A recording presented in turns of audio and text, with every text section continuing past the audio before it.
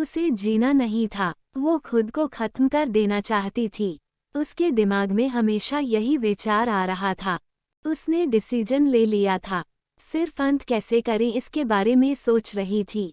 चारों ओर अंधेरा ही था। अपने ही सोच में मग्न पूर्वी नीचे बैठकर बहुत वक्त तक ऐसे ही बैठे फर्श की तरफ एकटक देख रही थी। पति के धोखेबाजी से पूर्वी अंदर से टूट गई थी। उसने बोले हुए वह शब्द पूर्वी के दिल में घाव कर गए थे। इस बार पंकज ने तो हद पार कर दी थी। अब और जीने का कोई अर्थ ही नहीं बचा था। अब खुद को खत्म कर दूं, इसके सिवाय दूसरा विचार उसके मन में नहीं आ रहा था। दोनों बच्चे गहरी नींद में थे। एक नज़र उनकी तरफ देखा, उनके सिर पर प्यार से हाथ फेरा।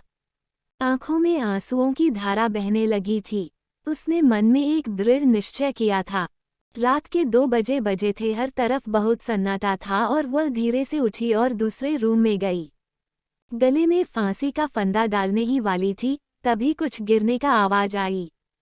पूर्वी का 2 साल का बेटा जोर जोर से रोने लगा। उसी क्षण पूर्वी की 6 साल की बेटी चिल्लाने लगी, मम्मी छोटू बेड के ऊपर से नीचे गिर गया।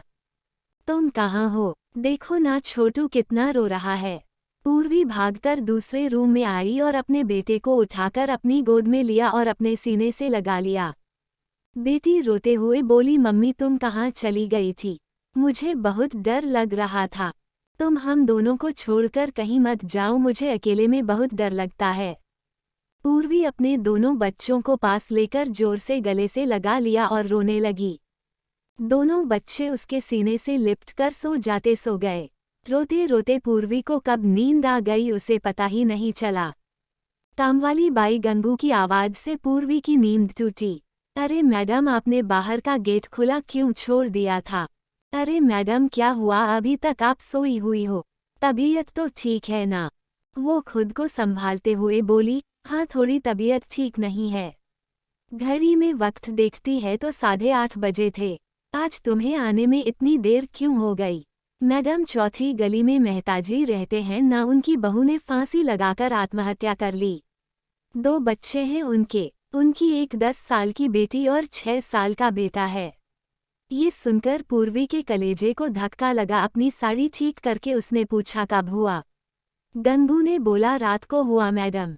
मैंने ऐसा सुना है कि उसके पति की दूसरी औरत से संबंध थे। कमबख्त अभी तक नहीं आया।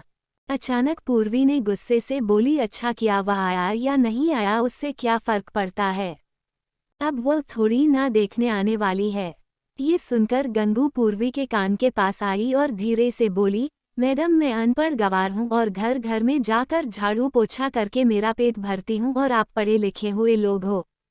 भले ही मैं आपसे उम्र में बड़ी हूँ, जीवन का अनुभव आपसे थोड़ा ज़्यादा है।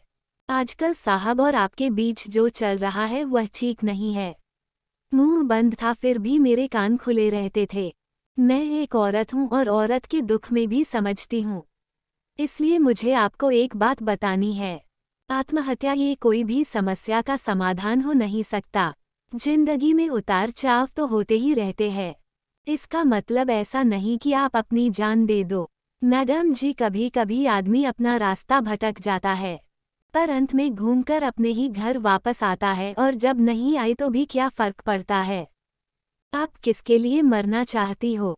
जो आपको प्यार नहीं करता, जिसको आपकी थोड़ी सी भी परवाह नहीं हो, उसके लिए आप जी नहीं सकती। जो आपसे प्यार करते हैं, जिसको आपकी कदर हो, आपके माता पिता जो आपसे बहुत प्यार करते हैं, आपके बच्चे जिनको आपकी जरूरत है।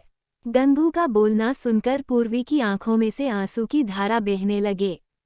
पूर्वी गंगू को गले लगाकर रोने लगी।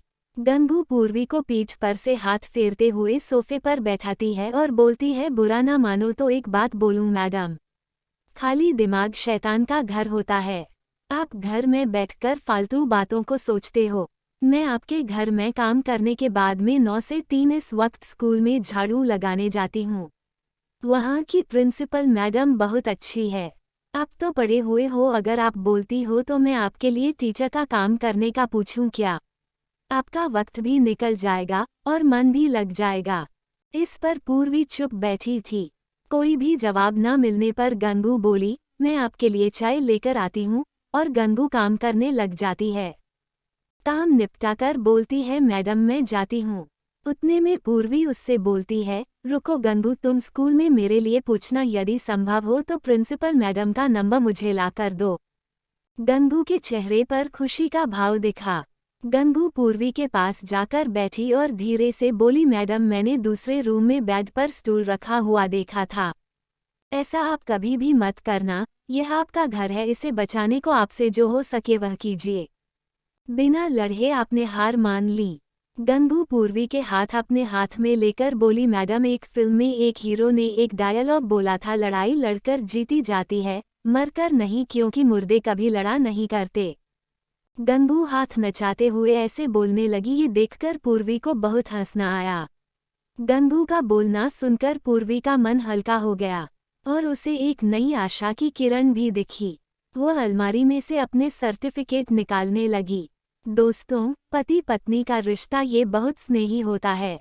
भगवान को यही दुआ करती हूँ कि कोई भी पति पत्नी के जीवन में ऐसा मोड़ नहीं आना चाहिए। अगर आया भी तो आत्महत्या ये उसका इलाज नहीं है। जीवन में कोई भी समस्या का आत्महत्या ये समाधान हो नहीं सकता।